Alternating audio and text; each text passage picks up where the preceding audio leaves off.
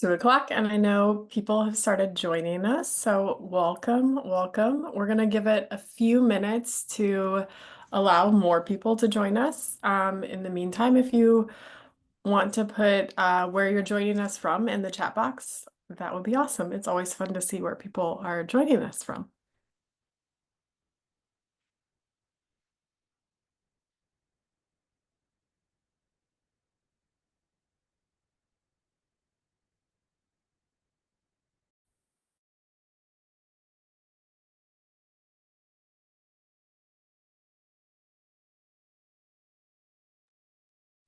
Oh, look at this. All right, we've got Tacoma, Washington, Princeton, Kansas City, Columbus, Nashville,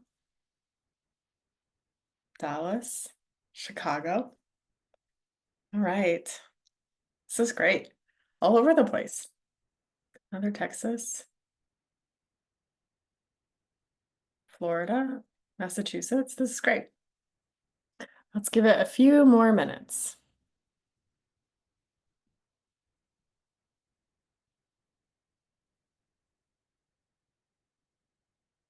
All right, California. So we've got a lot of time zones now. We've got somebody from the Vatican and from California. So,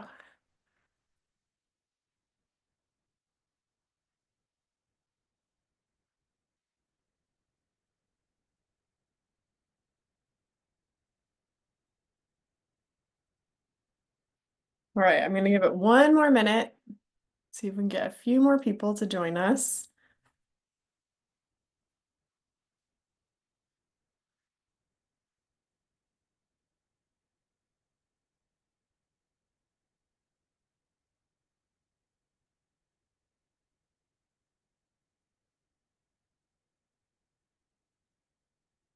All right.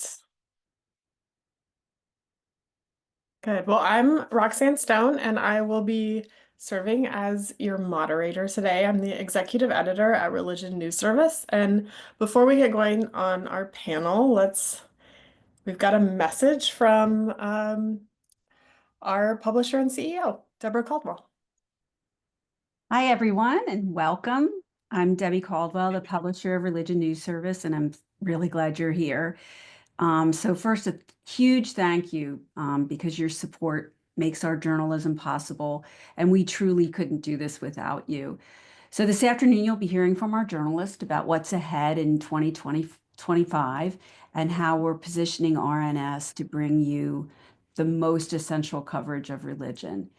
And we want to hear from you too, because what you tell us, your insights really help shape our work. So thank you for being part of our community. Thank you for your support. And I'll turn it over to Roxy. Let's jump in. All right, good. Well, welcome. We want to give you, as Debbie said, we want to give you a look at what we're covering in 2025 and a little behind the scenes of how we get the news stories and what it takes to report on these different topics. And to do that, we are joined by three of our amazing journalists who are covering very different beats, but also sometimes very overlapping beats, as we will as we will see during this conversation. So, as I said, I'm Roxanne Stone. I'm the executive editor at RNS, and we're so happy to have you here and continue to welcome more people as you join us. Please jump on the chat and let us know where you're from. As well, we're going to have a little time at the end, probably 15 or 20 minutes for Q&A from all of you who are joining us. So yeah, utilize that chat for some questions that you might have as well. If you have them now, go ahead, or if you think of them just as we're talking and as you're hearing from the journalists, just pop them in the chat and we'll save some time at the end for that. So we definitely want to hear from all of you. But first, let's get started. And Richa, I'm gonna pick on you first. Richa Carmarker joined RNS in 2022 after finishing two master's degrees at Columbia, one in journalism and one in religion. So obviously, we had to snap her up and bring her to Religion News Service. Based in New York City, Richa primarily covers Hinduism. So let's hear from Richa, who we are so glad you are at RNS and covering Hinduism. It's not a religious tradition we've really had a dedicated reporter for in the past. So from your perspective and your reporting, why do you think this is such an important and significant moment to cover American Hindus? Yeah, absolutely. Thank you so much. I'm so happy to be a part of the RNS team.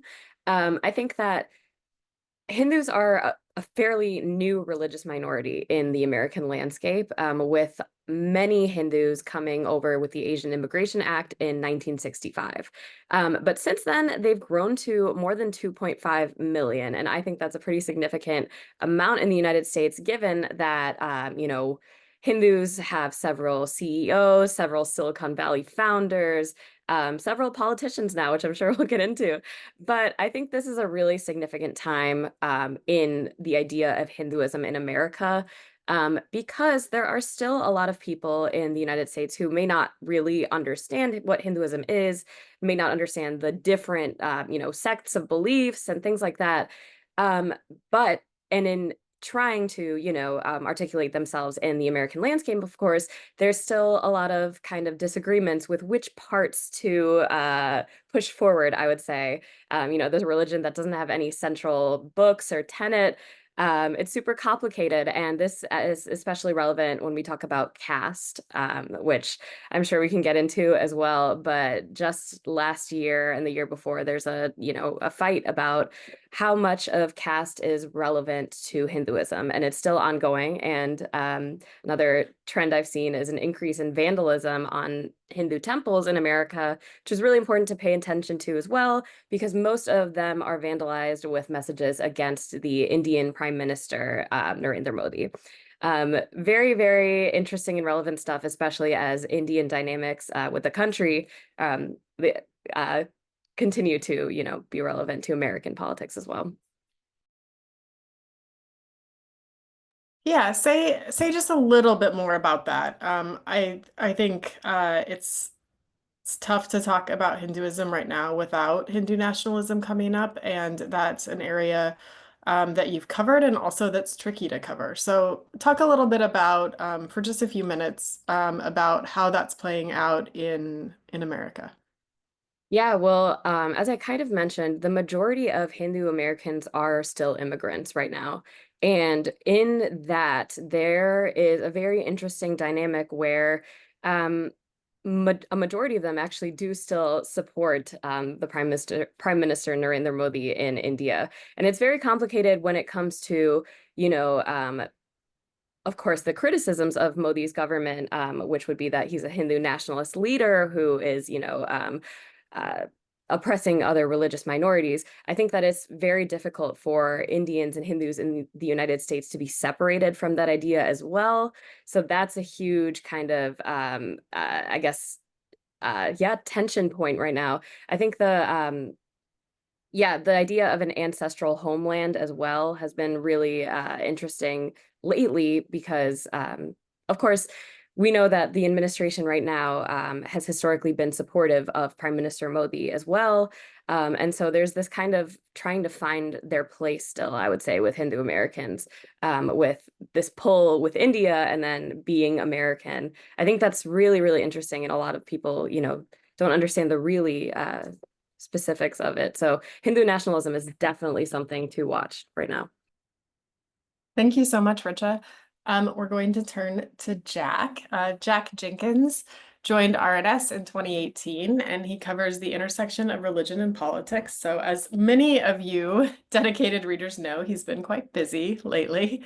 He lives in the DC area, and he is also the author of American Prophets, The Religious Roots of Progressive Politics and the Ongoing Fight for the Soul of the Country, which was a few years old, but it's still ongoing, if you can believe it. So, um, all right. Well, let's just get right into this new administration that we are in and how it's affecting your beat. And we saw like kind of an interesting moment right at the beginning of the news of the second Trump administration.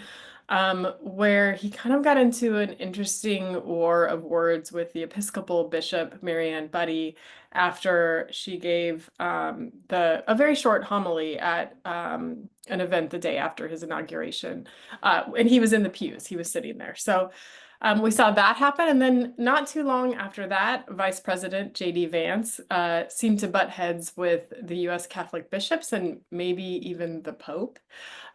So tell us a little bit. Well, we've also seen some religious groups suing the administration more recently. So give us a little bit of the lay of the land as to how the Trump administration is running into tensions from these various faith groups.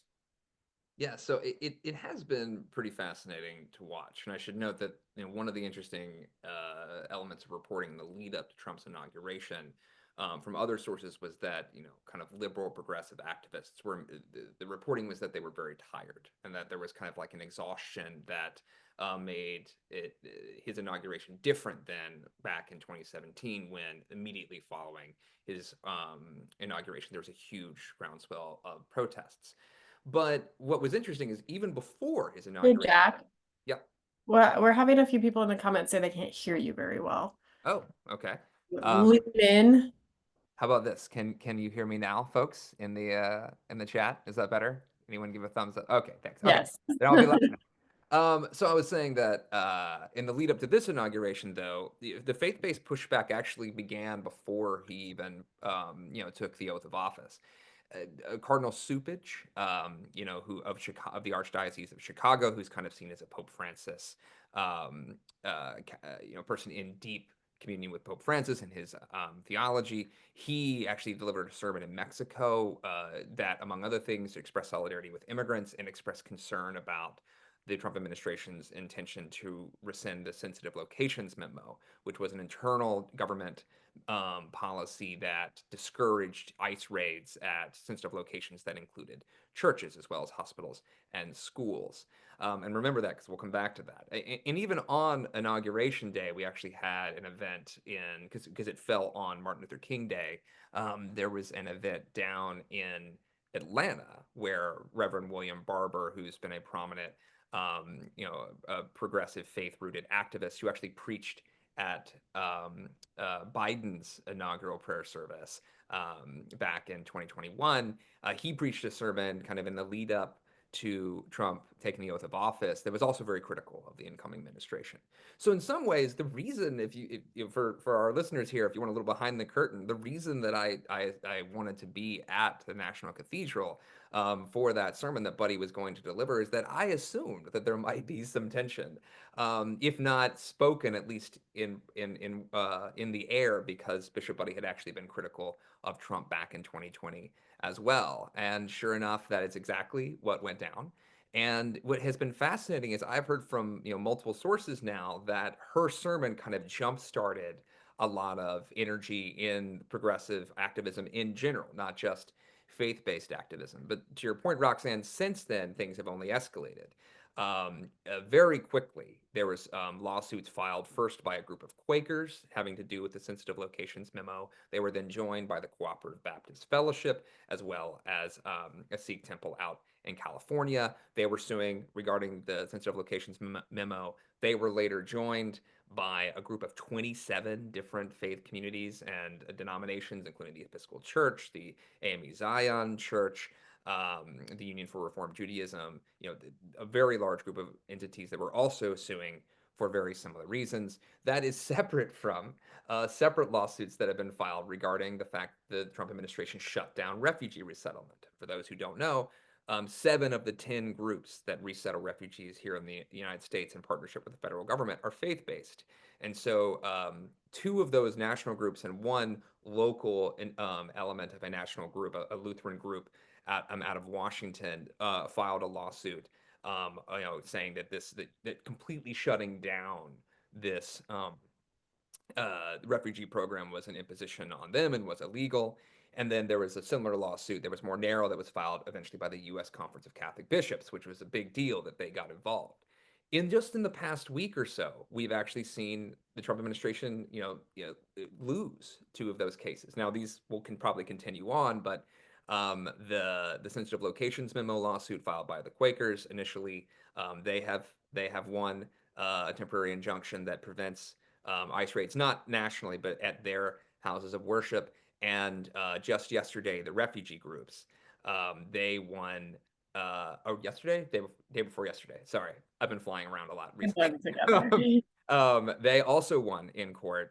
That according to the law actually reinstated the refugee program, at least for a short amount of time. Well, those are expected to continue in court.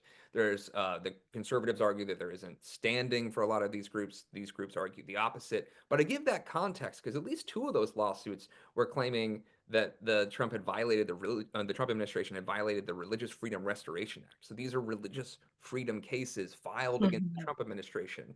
Meanwhile, the Trump administration Trump has spoken at multiple religious events, including the National Prayer Breakfast, and J.D. Vance spoke at the International Religious Freedom Summit, trumpeting this idea, this concern for religious liberty. But that has been a point of tension as well, because the gutting of the USAID has actually frozen some of the funds for groups that abroad that actually work with Right. persecuted religious minorities on religious freedom instances. Actually, while J.D. Vance was delivering that speech at the International Religious Freedom Summit, there were people in the audience whose work had been defunded, and so that tension has flared back up. And Elon Musk tweeted some things that were critical of Lutherans and Church World Service. You can now buy T-shirts in support of Lutherans on Raygun's website, the T-shirt company. So there's like a whole cultural element to this as well. And then I'll kind of close on just saying that we are expecting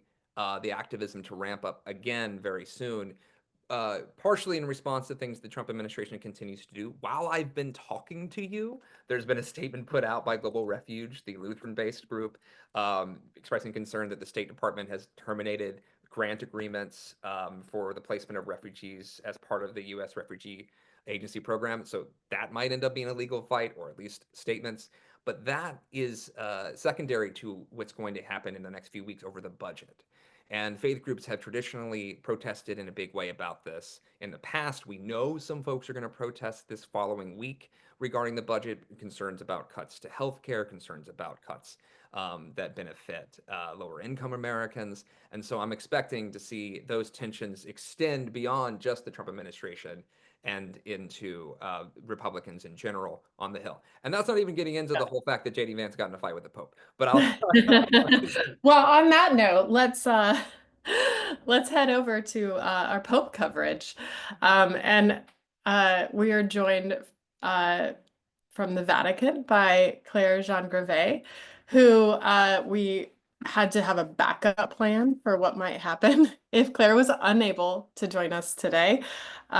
We are all kind of on Pope watch here as he's been in the hospital and been getting daily or twice a day updates. Twice a day, yeah. Yeah, twice a day updates, and have had a lot of conversations about,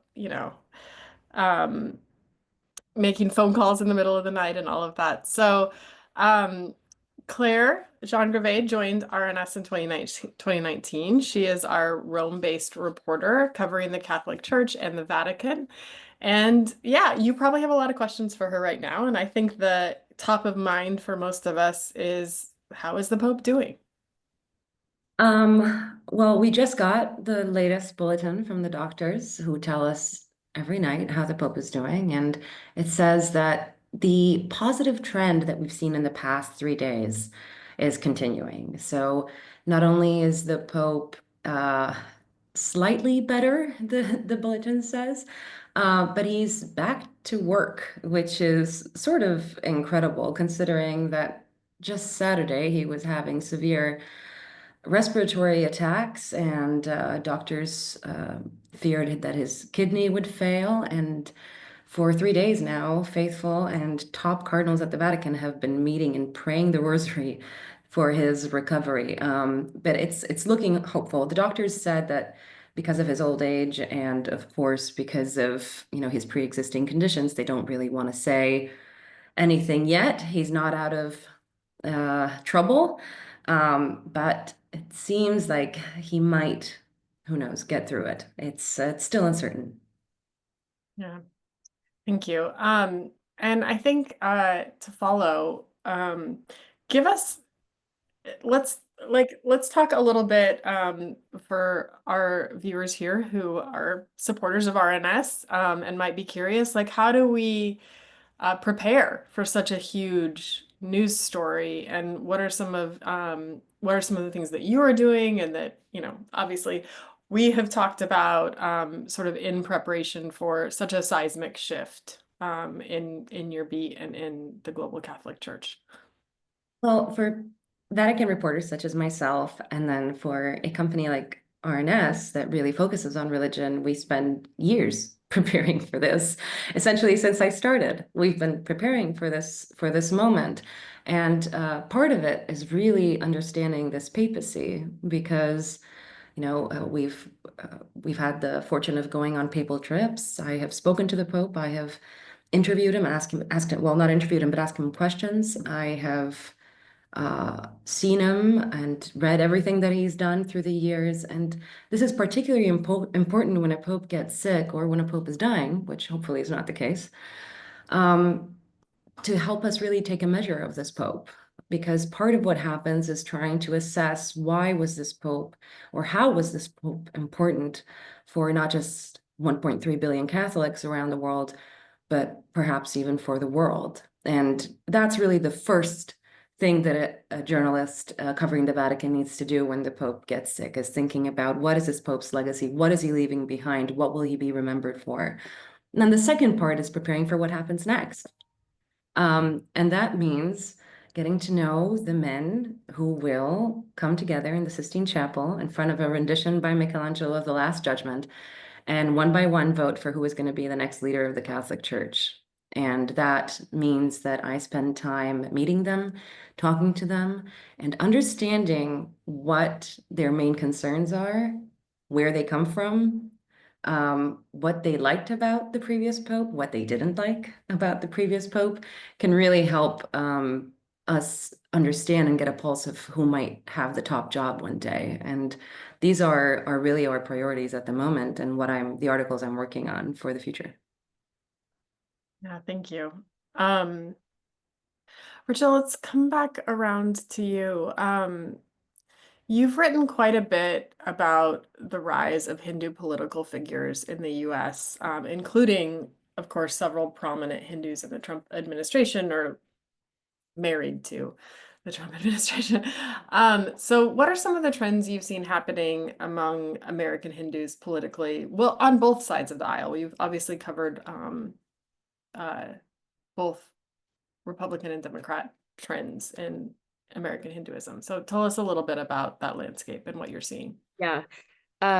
Over just, the past few years that I've been here actually at RNS, I've seen something very, very interesting, but not so surprising, which is that the majority of Hindus have leaned Democrat since they got here, which is a common immigrant story, I'd say. But there is a, small but very important shift happening right now towards the Republican Party. And I think you see that in the figures that you just mentioned, Vivek Ramaswamy, who's now running for governor of Ohio, Tulsi Gabbard, who was a Democrat and is now the director of national intelligence under the Trump administration, and most recently confirmed Kash Patel, the new director of the FBI. And this shift that I'm seeing, and I've talked to, many Hindus who are, I think the shift is happening for a couple of reasons. Number one would be disillusionment with the left. And I'll bring back what I was saying before about caste, because caste, a big discussion in the past few years has been whether or not to include caste discrimination as a protected category of discrimination in, universities and workplaces. And a lot of the, I guess, more right-leaning Hindus would argue that, caste discrimination doesn't need to be addressed in the United States because it was left behind in India, whereas the people who they are disillusioned with, the left, Democrats, would say that, caste discrimination is a form of discrimination that is happening in the United States, and, we should cover it legally. So that has been just a really, really interesting discussion. Again, very Hindu dynamics that just need to be, expressed.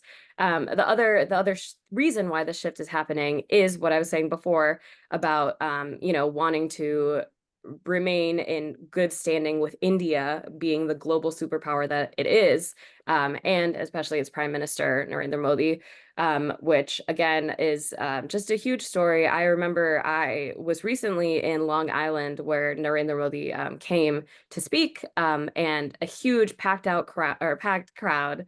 And right outside, there were two separate groups protesting him, and one would be people who are Sikh and it's in support of Khalistan, which is a whole other thing. It's a Sikh separatist movement in India that has historically been very, against Modi and against Hindu nationalism, of course.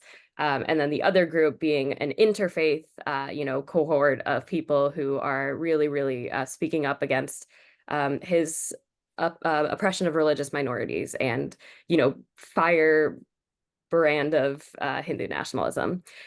So all that to say, this shift is ongoing, and as even with JD Vance's wife, it's a very interesting story of she's a second generation immigrant as well, and really this is a big time for seeing which way the second generation is going. Yeah, you've mentioned you named several of the figures, and I'm curious. You've written a little bit about this. What is their relationship? You've talked now a little bit about the relationship to India and to sort of these conversations about caste or Hindu nationalism. But what do you see as their relationship to Hinduism in terms of like a faith or their religious tradition? Yeah, I love that question.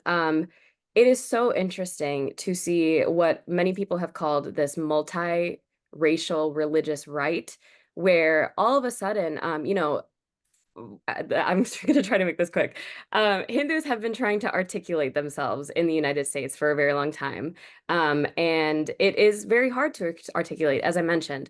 But when you see words like, family first, God first, it's, I guess I would say it's helpful for a Hindu who is in politics to latch on to those because, there's nothing really, I don't even know how to say this, but Hindus believe so much or so little. It really is, hard to. So, anyways, what I'm saying is they're really taking language that I wrote a story about this, how Vivek Ramaswamy is using the Christian language of Hinduism, which is to say that, really trying to articulate the Hindu faith as best as the American public understands it.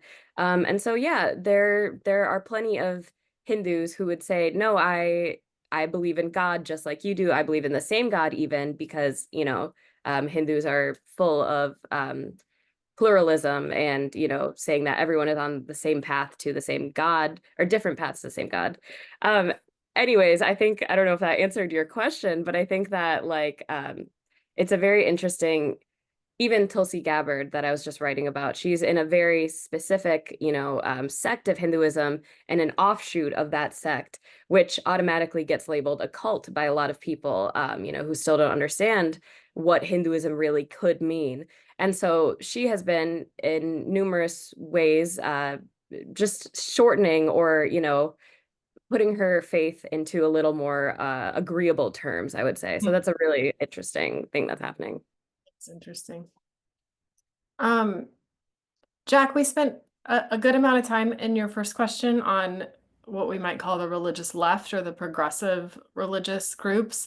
Let's go to the other side and let's talk a little bit about conservative traditions, mostly conservative Christians. And we see some familiar faces in the new Trump administration or in adjacent to, but we've also got some new players. And you wrote an article last week after Paula White Cain was appointed to the faith office for a second time. And actually, someone mentioned this in a question, so I think you'll probably get to this question here as well.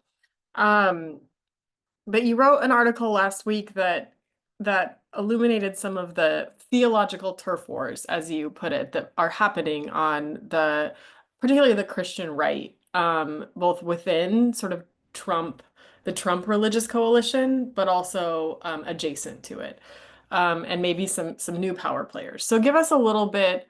Tell us a little bit about what you were writing about there and who we might expect to have in religious circles to have more influence in this tradition and or in this administration, and if that might look different than the first Trump administration. Love this question. I should mention at the top that there is one element here that complicates everything, which is the influx of kind of tech influence in the White House. Elon, exemplified by Elon Musk, but not the only example of that. Who, the relationship with religion can be complicated, and sometimes, with Musk, he identifies as a cultural Christian, but stops short of saying he believes in God. Peter Thiel, who is close, relatively speaking, with Vice President Vance, is more of a professing Christian. I bring that up because that is a whole nother dynamic at play. And I was just at a conservative Christian conference where what I was hearing from people is that they think that the coalition, whereas in 2016 and in Trump's first term, evangelical Christians were very well represented, literally visibly in the office. That hasn't necessarily gone away, but the coalition itself has grown to include these tech folks who bring ideas and even sometimes theologies that overlap with the religious right and these conservative Christians, but don't necessarily always meet perfectly. And I bring that up because your question about Paula White was really interesting, because on the one hand, her returning to the post that she had in the last administration, running the White House Faith Office, Trump's version of the Faith Office, isn't necessarily that surprising. She's been one of his most longstanding supporters. She campaigned with him. She held a campaign event on the campaign at the tail end of last year before the election.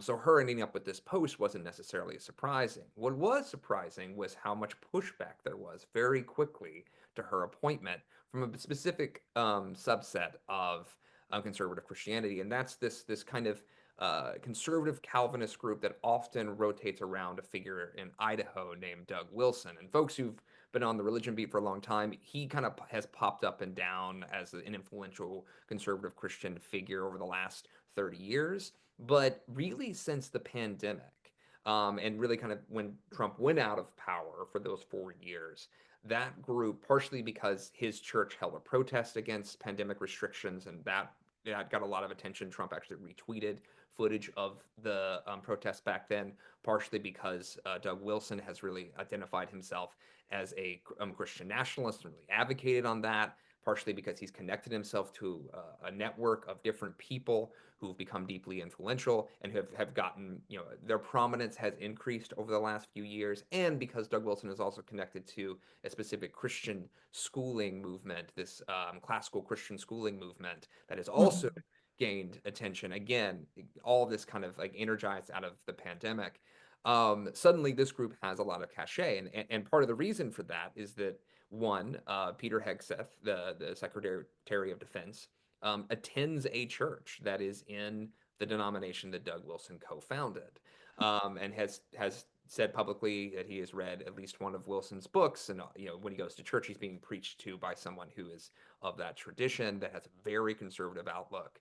And Russ Vought, who, of the offices and management and budget, he actually comes out of Wheaton, a more kind of like traditional evangelical stream. But some of his biggest defenders more recently, when there was criticism of him by a Wheaton alumni, have actually been, again, from this Doug Wilson verse, as it were, Wilson himself and people with him. So I bring up that context because those are Calvinists and conservative Calvinists who are not as enthusiastic about the theology expressed by people like Paula White, which is a more Pentecostal, charismatic form of Christianity. There have been tensions between these groups for a long time, but there was kind of like, it kind of got smoothed over as part of this new reforming religious right back in 2016.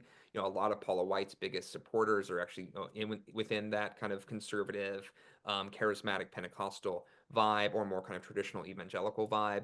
But now that you have this other group that is also increasingly having influence, they are also deeply opposed to women's ordination, or women holding positions of power in general. Actually, one of the denominational positions of that denomination that Doug Wilson co-founded is actually in opposition to women in combat.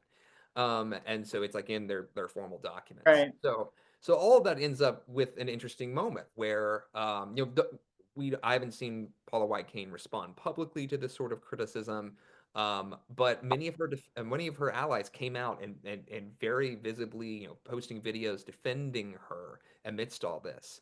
And so I think that tension is going to be worth grokking, because while they probably still agree on the broad political principles, and so it may not necessarily fracture the coalition in terms of altering policy in the short term, the fact that those groups, they do come from different theological streams, and there are old rivalries here.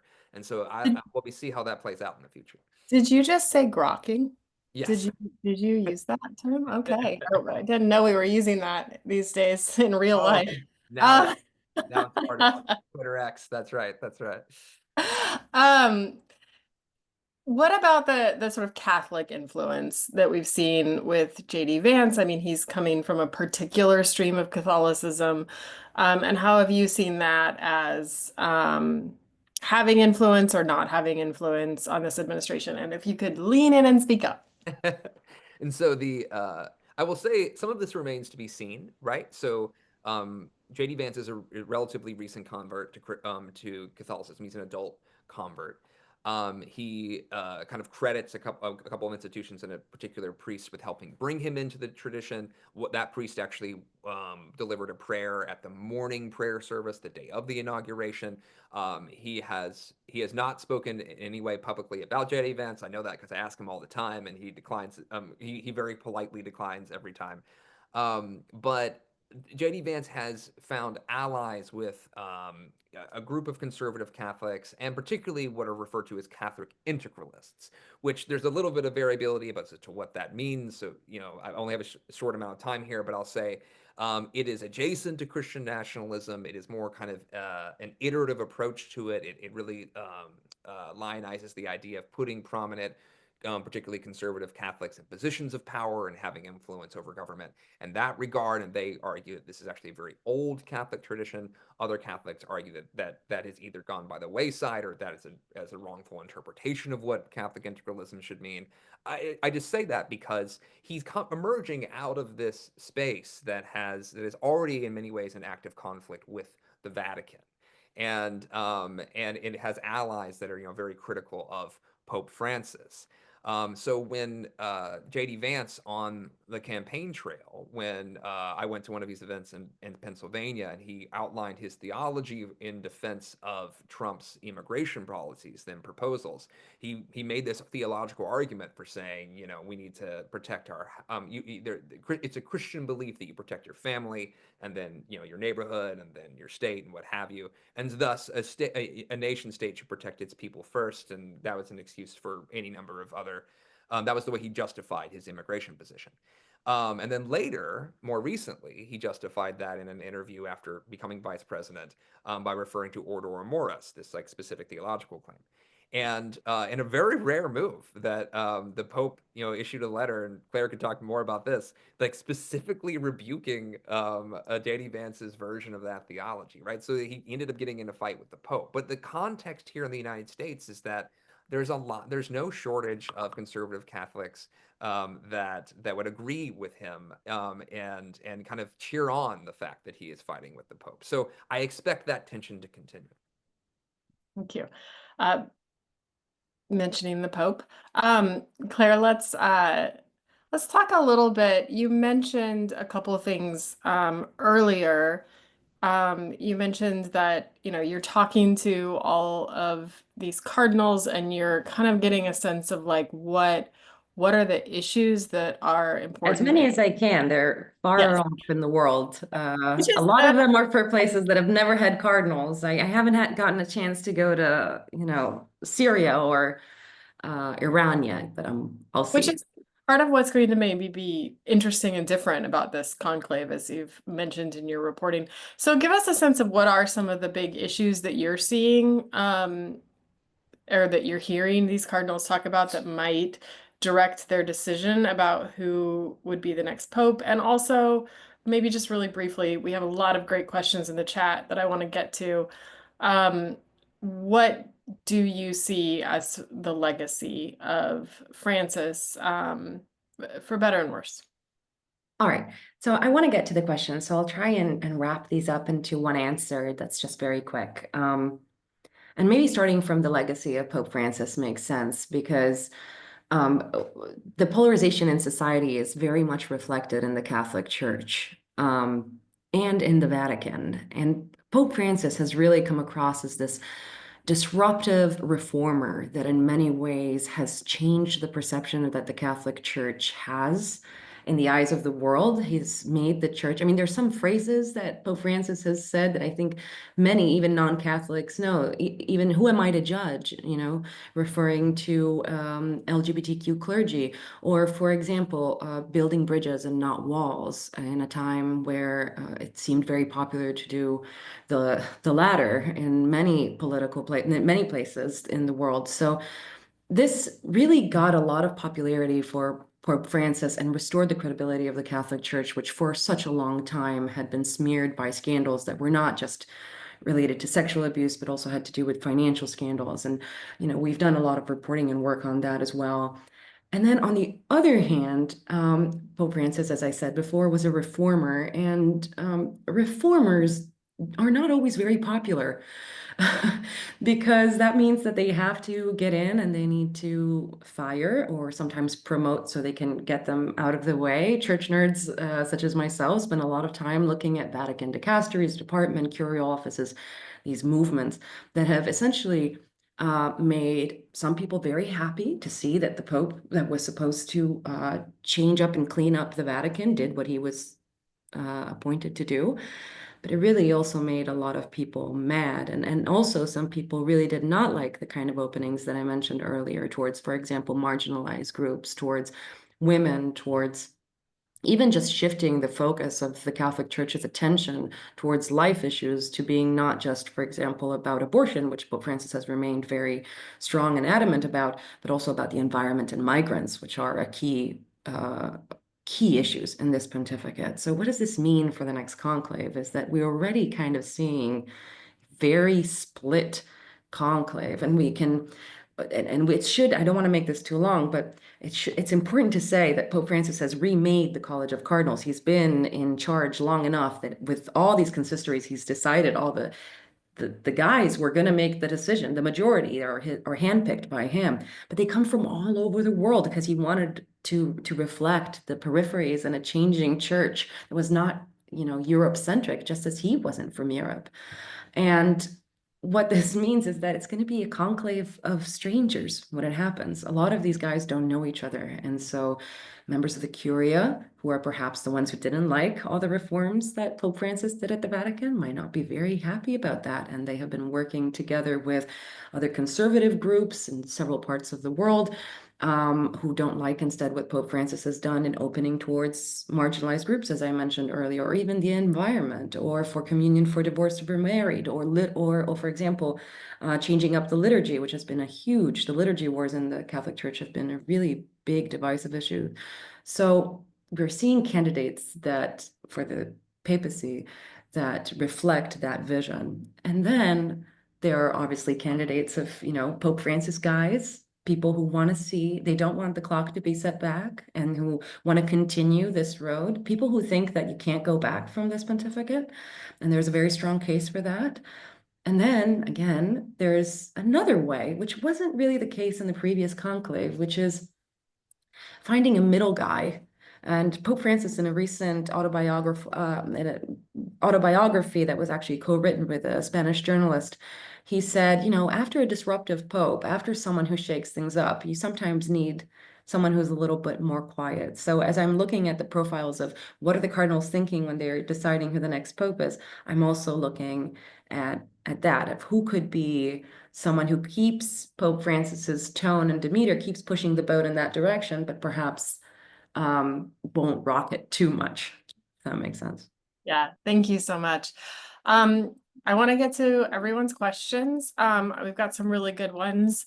I do want to end my questions with one for Richa that if you could just keep it super brief so we still have 15 minutes for questions. But one of the areas of coverage that you specialize in, and I want to bring this up because we've talked a lot about politics and institutions on this call, and I just want our donors to remember that we also like cover everyday religion and people out just like practicing their faith. And one of the areas that you really cover is sort of next gen Hinduism in America, and what that looks like and how these younger Hindus, maybe first generation, maybe second or third, are practicing their religion in ways that are historic and maybe also innovative and new. Yeah, I think that this push, or I mean this trend of nuns, which are people who are maybe not subscribing to any religion, but also people who are spiritual but not religious. I think that really, really is taking young people to Hinduism or Hindu ideas or yoga or things like that, specifically because there's no required belief in any form of Hinduism. That being said, I think that I've covered like a number of newer temples that have, brand deals and things like that that are really appealing to young people. One thing that I wrote about last week was the rise of kirtan influencers. And kirtan is a type of call and response devotional singing that you may have seen among Hare Krishnas, at the airport or at the, on the street corners. I think from the people who I talked to for that story, music is really a way in for many faiths for young people. And I think that it's just fascinating to see, these young people, these young Americans finding community and belonging through like singing Sanskrit, this ancient, language, and connecting to the divine higher power that goes by many names in Hinduism. And I think that's the best part of covering Hinduism, is that it's just so broad and vast that, just yesterday I was at a celebration of Indo-Caribbean and Nepali Hindus, who are, that was a whole thing. I spent 8 hours, celebrating Shivaratri, which is, to be short, it's a night where the cosmic energies of Shiva are the highest. You're supposed to stay awake all night. But with the twist, the celebration by these Hindus, these young Hindus, involved ganja and marijuana and things that they hope to normalize based on the fact that Shiva, the god, had often been seen with, his activity of choice. So I think that to sum that up, I think that overall it's super interesting. There's so much unknown about how Hindus practice in the first place, and then how American Hindus are making that their own, really. Thank you so much. I'm going to shift over to our questions in the chat. And I'm going to start. I noticed somebody or a couple people asked, what's going on with Judaism? What's going on with Islam? What's going on with Buddhism? And I think you can find some of that at RNS. And we certainly, especially with American Judaism and with Islam as well. And Rich has actually been doing some coverage of Buddhism. We've been doing this. This is our second annual time to do this call with all of you and with our donors. And we can't have all of our journalists on here. So this is not the scope of RNS's coverage. These are 3 amazing examples of the work that we do in their very specific beats. So we obviously are trying to cover all religions as best we can with resources that we have. And I would just thank all of our donors for that, as well as to really raise just that we love hearing if you have freelancer ideas, if you have topics to cover, if you have columns you might be interested in writing, all of that, like to hit us up and to email us. Like, we are always trying to expand our coverage. So that is my answer to those questions, which is a little bit of a non-answer, but we don't have time to get into all of that. So All right, so I will start. This is maybe a question for both Claire and Jack, but um, Elliot Bush asked, "Are the American Catholic bishops getting more progressive?" And I think this is an interesting and complicated question. That, so yeah, maybe, You want to kick it off? yeah, I think Jack, if you could kick it off and let's take these questions quickly just so that we can get to more. Well, so uh, I would like to hear Claire's response to this as well. It is true that the Pope is putting people into the bishops' conference who are more in line with Pope Francis, right? So as a relative shift in terms of priorities, then that has happened. So there has been more Pope Francis-like bishops entering into the U.S. Conference of Catholic Bishops. As many are quick to note, that doesn't mean that Pope Francis has changed Catholic doctrine. So many of the positions that that the USCCB has held for some time remain unchanged. But there might be a little bit of difference in terms of how much time they spend on something in terms of like just issuing a press release about it, or whether they're like out there really being visible about it. I will note one, it has been interesting that the Bishops' Conference has gone harder than some people have expected with regard to the Trump administration and immigration, given how hard they went on Biden in the back, when he became president with regards to communion and Biden's position on abortion. So I would hesitate to say that the bishops themselves are more progressive in the political sense, like in terms of lining up with like say the Democratic Party or some progressive activists, but in terms of how they spend their time, I think they might find more agreement. I have actually seen a bishop at a protest in the last year and a half, which is something I hadn't seen for a while. And that is distinct. It was arguably the most progressive bishop in the bishops' conference, but he was there, and that was unusual. But I'm curious for Claire's perspective on this one, because I think she has I have a very like within the U.S. context look at it, and I think Claire has a more global perspective on this one. I think you're spot on. I mean, I would argue that, I mean, again, the bishops aren't, probably the US Bishops' Conference remains a pretty conservative-ish institution in general. But, they represent a very divided and split church, and probably something about Pope Francis's shifting of the focus, the seamless garment approach, has allowed them to also be more flexible on certain issues. So they don't feel like they're compromising their stance when they're standing strong on migration or on, the defunding of USAID. So I think that's something that has just given certain bishops a little bit more leeway to act independently of whoever is in charge in the White House. And then I would say, though, that Pope Francis has made some appointments recently that really show that he is trying to create a more like-minded episcopate in the United States, which shows that he is very much aware of the conservative bent that many in the US church have taken over the years, and that he wants to do something about that. Yeah, thank you. This is a little bit of a question for everybody. So,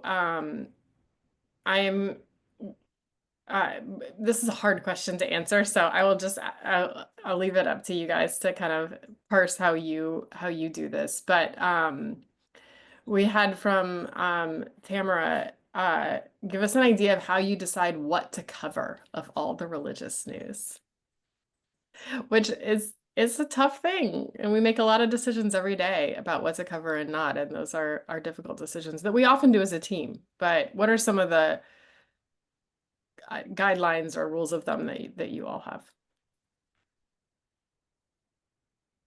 I mean, Richa, you also said it before, there's so much happening in some of our religious beats that it's really difficult to prioritize, We try and make, I guess, the most informed decision based on what are the highest priorities at the time, it also has to do with what is the discourse, the public discourse, but sometimes we're also following stories for a really long time, and Yes. there are stories that we really care about and we think people should be paying more attention to, and so we say, hey, look at this is very important to pay attention to as well. I don't know.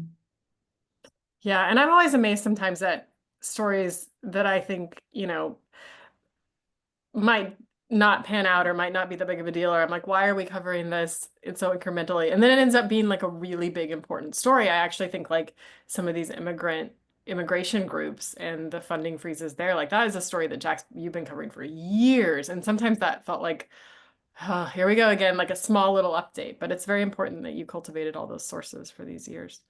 Yeah, I will say that. Well, I should also note that one of the biggest answers to that question is whatever my editors tell me to. Um, but but yeah, I will say, I mean, like you're asking this question, donors, at the time when it's one of the busiest times I've had in my career. Like I've written 12 stories this month, the 13th shortly after this call, and I still feel like I am not keeping up, right? And I do think it kind of comes down to what both Roxanne and Claire have said, where simultaneously it's me being like, well, this is obviously big and important, and like we need to cover it, and it's a big deal. And it's us being like, I know that no one else is going to write about this, but like I feel it's important because one, we recognize, like we know that we are often the only reporter in the room for certain things. And but what has been interesting to me is to find out how many of those times when what we think is a small thing, right, as Roxanne said, becomes a big thing. Like again, I was one of only 3 print reporters who weren't part of the traveling press pool who were in the Washington National Cathedral that day when Bishop Buddy gave that sermon. And it was shocking to me that there weren't others. And it was like a whole battle to get credentialed for that. And so again, that because it felt obvious to us who had been covering it for a long time. So it's a little bit of a running stream of things that we track forever and stuff that we will note it is interesting precisely because we're the only people looking at it. I don't know about you, Richa. I think you have many different things to navigate in your space as well. Well, that's exactly what I was gonna say, is that a lot of my coverage started here, being like, this is what Hindus believe. This is what it takes a while, especially for, RNS hasn't had a Hinduism reporter. And I think that's a huge I think that as time goes on and I'll be here, I think readers will understand, that a lot of these things are so again, interspecific to the Hindu and Indian population, that I think that sometimes it's been hard to, figure out what is just something that I see every day because it's on my X, and what is something that, is actually like a huge story that, people who aren't Hindu are really should be paying attention to. So I think as my coverage grows here, it will, be a little bit more specific. Yeah, thank you all. I'm looking through the questions, and some of these I feel like we did get to earlier. Paula White Cain and her return to the White House, sort of the Christian nationalism bent. Claire mentioned some of the moderate versus ultra conservative sort of factions in the Catholic Church. These are great questions. And Richa, you've talked a little bit about Modi. Melvin did ask if there's any like political influences that you've noticed that might be connected to Modi that might be affecting the US or Canada. I don't want you to speculate too much on that without evidence, but maybe you can just Yeah. say what you're kind of watching out for. Very briefly, the Khalistan movement and the alleged assassination plots of 2 people who are involved with this with the Khalistan movement by Indian nationals. That has been a huge thing, again, going on in US and Canada. I think that that's something to watch, where there is, evidence that there is political involvement with India and the United States. I don't know how much I can like really say, but I'd say that the Khalistan movement in particular has been that's where a lot of tension is happening right now, especially. And with the temple vandalisms that I mentioned earlier, many of the anti-Modi rhetoric that may be spray painted on some of these Hindu temples are also pro-Khalistan rhetoric. So that gets a little, again, read RNS to find out more. Yeah. Well, we have like 1 minute left. We might go like a minute or 2 over, but a couple gonna address a couple more questions. people are putting their ages in the chat. That's a new one for me. So that's great. I would say one of the things that we have some amazing veteran reporters who we just celebrated Adele Banks' 30th anniversary with RNS, which is incredible. And Bob Smetana and Yunat Shimran, who are not here today, they have been covering religion for their careers. And it's invaluable and hard to overstate what that kind of expertise means to our newsroom. We also have Father Tom Reese, who is one of our columnists, who is just celebrated his 80th birthday and has a beautiful column about that and what that has meant in his long time in sort of covering as a journalist and a Jesuit the Catholic Church and the Vatican. So RNS has a lot of expertise, and as someone else in the chat mentioned, a lot of youth and vibrant energy as well. And so that's really great. It's a really great team. I did see somebody mention kind of racism in right now and what that might look like. And I think one of the things I would just say there, and we don't have much time, so we don't really have any time, but we have been covering like questions of like how do some of these anti-DEI initiatives within the Trump administration affect churches and some of these like religious nonprofits. So that is something that we are keeping an eye on. And I think just yesterday, Adele Banks published a story on some boycotts that are happening at during Lent that are kind of in protest of those anti-DEI policies. So you might check that out. And finally, I will end answering a question from Jack in the chat. How is RNS coping with the economic pressures on traditional journalism? And I will answer that by saying thank you to all of you, our donors, who are a big part of how we're surviving those economic pressures. We are a nonprofit newsroom. We rely on your donations, on grants, on people who really care about journalism and about journalism in the religion beat, especially. So we're so grateful to all of you and for your donations, for your support, also just for showing up today and getting to know 3 of our reporters a little better and the work that we are doing right now at RNS. So thank you so much. Thank you, Jack, Richa, and Claire. And I think with that, we will sign off. Thank you all so much. Yeah. Thank you. Thank y'all.